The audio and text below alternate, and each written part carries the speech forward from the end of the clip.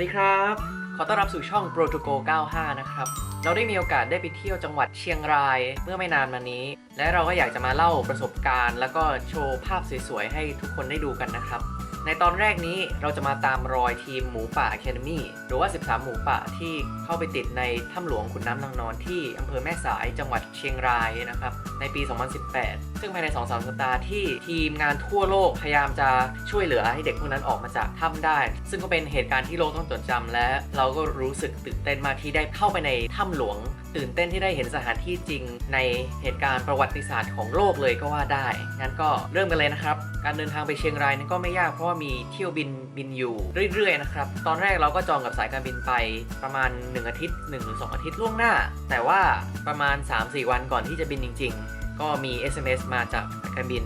บอกว่ามองเห็นไหมเนี่ยบอกว่าเที่ยวบินของท่านถูกยกเลิกทั้งขาไปและขากลับเที่ยวบินของท่านถูกยกเลิกทั้งขาไปและขากลับเราก็เลยต้องเปลี่ยนแผนเพราะว่าตอนนั้นก็ไม่อยากจะเสี่ยงจองตั๋วเครื่องบินอีกแล้วเผื่อมันโดนแคนเซิลอีกรอบก็เลยจองตั๋วรถบัสของนครชัยแอร์ไปนะฮะซึ่งการเดินทางค่อนข้างสบายเลยนะฮะถึงแม้ว่าจะเดินทาง12ชั่วโมงออกจากกรุงเทพประมาณทุ่มหนึ่งก่อนจะไปถึงเชียงรายเช้าพอดี 7-8 โมงได้นอนในรถบัสซึ่งก็โอเคแล้วไปถึงก็เป็นเช้าวันใหม่พอดีและแน่นอนก็มีจุดคัดกรองที่จังหวัดเชียงรายเพื่อเช็คว่าผู้โดยสารทุกท่านฉีดวัคซีนมาหรือยังหรือว่ามีผลตรวจโควิดมาหรือยังก่อนที่จะเข้าไปในจังหวัดได้ก่อนที่จะไปถึงถ้ำขุนน้ำนางนอนเนี่ยก็อยากจะตามรอยเหตุการณ์ณวันนั้นวันที่23มิถุนายนปี2018ที่ทีมหมูป่า Academy ได้ไปปั่นจักรยานเล่นขึ้นภูเขาที่อยู่บนขุนน้ำนางนอนนี่แหละก็เราก็ได้เดินทางตามสันเขาของขุนน้ำนางนอนผ่านที่เป็นจุดชมวิวชายแดนระหว่างไทยกับพม่าซึ่งวิวตรงนั้นสวยมากๆยิ่งถ้าไปในหน้าหนาวนะฮะโอ้รับรองว่าอากาศดีแน่นอนก็จะมี2หมู่บ้านเล็กๆอันแรกชื่อบ้านผาฮีนะครับแล้วก็อันที่2บ้านผาบ้านผาหมีถูกแล้วในบ้านผาฮีนี่ก็เป็นหมู่บ้านแรกที่เราผ่านแต่ว่าณตอนที่ไปหมู่บ้านยังปิดอยู่ยังไม่ให้รับนักท่องเที่ยวเข้าไปเนื่องจากสถานการณ์โควิดก็ไม่เป็นไรไปที่หมู่บ้านต่อไปบ้านผาหมีโอเคถูกแล้วบ้านผาหมีก็เรียกว่าเป็นเหมือนเป็นทางผ่านก่อนที่จะลงไปทางเข้าถ้ำหลวงขุนน้ำนางนอนเราก็ได้ไปแวะร้านกาแฟที่เพิ่งเปิดใหม่ซึ่งตรงนั้นวิวก็สวยมากมีชิงช้าอันยักษ์ที่ได้วิวของอำเภอแม่สายได้อย่างดีก็เลยไปนั่งแล้วก็รับบรรยากาศลมเย็นๆเพลินๆถึงแม้ว่าตอนนั้นแดดจะออกก็อากาศก็ร้อนอยู่ดีแต่ว่าก็เพลินอยู่ดีเพราะว่าเสียงลมเสียงธรรมชาติมันสบายมากและต่อมาเราก็ได้ไปผ่านจุดที่ทีมหมูป่า Academy ได้ถ่ายรูปไว้ก่อนที่พวกเขาจะไปติดในถ้ำหลวงนะครับเดี๋ยวจะโชว์รูปตรงนี้นี่ก็เป็นรูปภาพที่เชื่อว่าทุกคนน่าจะคุ้นเคยกันดีว่าเป็นรูปตอนที่ทีมหมูป่าเข้าไปติดในถ้ำแรกๆก็ใช้รูปนี้กันเป็นรูปดูว่าทั้ง13หมูป่านี้เป็นใครกันบ้างซึ่งแน่นอนเราก็ได้ไปถ่ายรูปภาพตามช็อตนี้เรียบร้อยคือบอกไว้ก่อนว่าตามรอยสันเขาเนี่ยรถวิ่งได้ช้ามากๆเพราะว่าทางมันจะขึ้นลงเลี้ยวซ้ายเลี้ยวขวาตลอดเวลารถก็ต้องขับได้ช้าๆมากแล้วรถเก่งธรรมดาน่าจะขับได้ลำบากมองไปทางซ้ายก็จะเป็นพม่าแล้วมองไปทางขวาก็จะเป็นอำเภอแม่สายจังหวัดเชียงรายนะฮะหลังจากผ่านจุดชมวิวเรียบร้อยเราก็ค่อยๆลงเขามาจนไปถึงหน้าทางเข้าของถ้ำหลวงขุนน้ำนางนอนนะฮะซึ่งพื้นที่ตรงนั้นก็ไม่ได้ใหญ่มากแต่คิดดูนะตอนนั้นตอนที่กำลังช่วงพีคๆเลยเนี่ยคนเป็นพันคนเป็นหมื่นเลยก็ว่าได้ทั้งทีมงานทั้งผู้ช่วยทั้งสื่อโอ้คงแออัดน่าดูเลยนะครับซึ่งลานหน้าอุทยานก็จะมีลานโล่งๆก็มีสถานที่ต่างๆที่น่าสนใจอย่างเช่นพิพิธภัณฑ์ที่เล่าถึงเหตุการณ์โดยละเอียดโดยรายวันแล้วก็มีรูปภาพของแต่ละคนแต่ละอีเวนท์ที่เกิดขึ้นอย่างละเอียดชัดเจนเดินเข้าไปดูเรื่อยๆค่อยๆอ่านก็รู้สึกขนลุกเลยเพราะว่าเหมือนมันเป็นเหตุการณ์ที่เราจำความได้มันยังไม่นานมานี้เองเหมือนเราได้รำลึกถึงเหตุการณ์ณตอนนั้นที่เราได้ดูถ่ายทอดสดที่เราได้ดูตามข่าวทุกวันเลยนะฮะ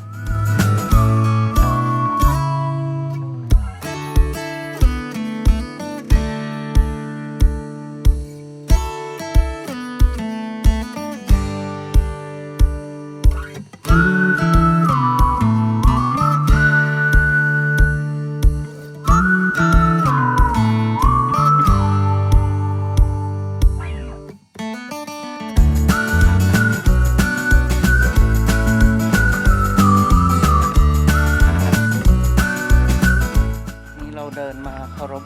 รูปปั้นของจ่าแซมนะครับผู้ สียสละชีวิตเพื่อช่วยเหลือ 13 หมูป่า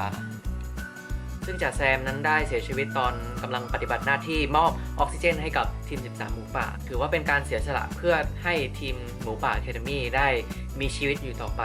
ข้างหลังรูปปั้นจ่าแซมนั้นก็มีเป็นอีกพิพิธภัณฑ์หนึ่งซึ่งจะมีรูปภาพที่ใหญ่โตโมโหฬารมาก ซึ่งวาดโดยศิลปินของจังหวัดเชียงรายนะฮะ ณ ตอนที่เราไปนั้นตึกนี้กำลังปิดปรับปรุงอยู่ แต่ว่าเพื่อให้ทุกคนได้เห็นว่ารูปนั้นคืออะไร คือรูปนี้นะฮะ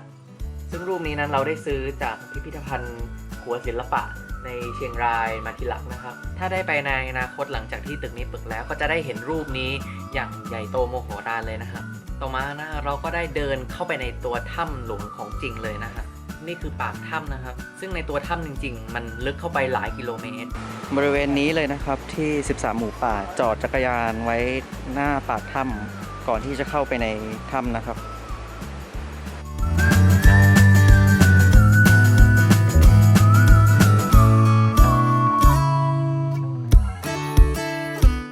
นี่เรากำลังค่อยๆเข้าปากถ้ำนะครับผม ณตอนที่เราเดินเข้าไปเนี่ย เรายังเดินไปไม่ถึงโถง 1ด้วยซ้ำเพราะว่าตรงนั้นมันยังน้ำท่วมอยู่แล้วทีมงานเจ้าหน้าที่ของอุทยานก็พยายามสูบน้ำออกก่อน บอกเลยว่าข้างในเนี่ยรู้สึกน่ากลัวมากๆ ไม่ใช่เพราะกลัวความมืดด้วยกลัวจะเดินล้มเนี่ยแหละ พื้นเปียกมากพื้นเป็นหินทุกคนนึกออกไหมพื้นมันเปียกแล้วก็ลังเดินขั้นบันไดบ้าง ไม่ใช่ขั้นบันไดบ้าง ทุกก้าวคือต้องแบบจับ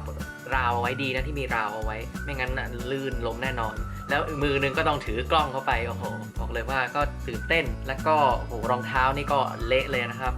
ใครที่อยากจะไปในอนาคตก็เตรียมรองเท้าให้ดีๆยิ่งถ้าเกิดพึ่งฝนตกหรือหมาดๆก็เนี่ยรองเท้าเต็มตัวเละได้เลยและคิดดูว่านี่แค่บรรยากาศหน้าปากถ้ำมองไปข้างหลังก็ยังเห็นแสงพระอาทิตย์อยู่ และคิดดูตอนที่ทีมหมูป่า Academy ได้ติดเข้าไปในถ้ำหลายกิโลเมตรนี่ทั้งไม่มีเสียงอะไรนอกจากเสียงถ้ำเสียงน้ำแล้วก็ไม่มีแสงอะไรเลยมันน่ากลัวขนาดไหนก็นั่นแหละทุกคนสำหรับในตอนต่อไปเราจะพาทุกคนไปเที่ยวที่ไหนในจังหวัดเชียงรายก็ขอให้ติดตามกันดูนะคะอย่าลืมกด subscribe แล้วก็แชร์คลิปนี้ให้ทุกคนได้เห็นกันด้วยนะคะแล้วเจอกันใหม่นะครับบ๊ายบาย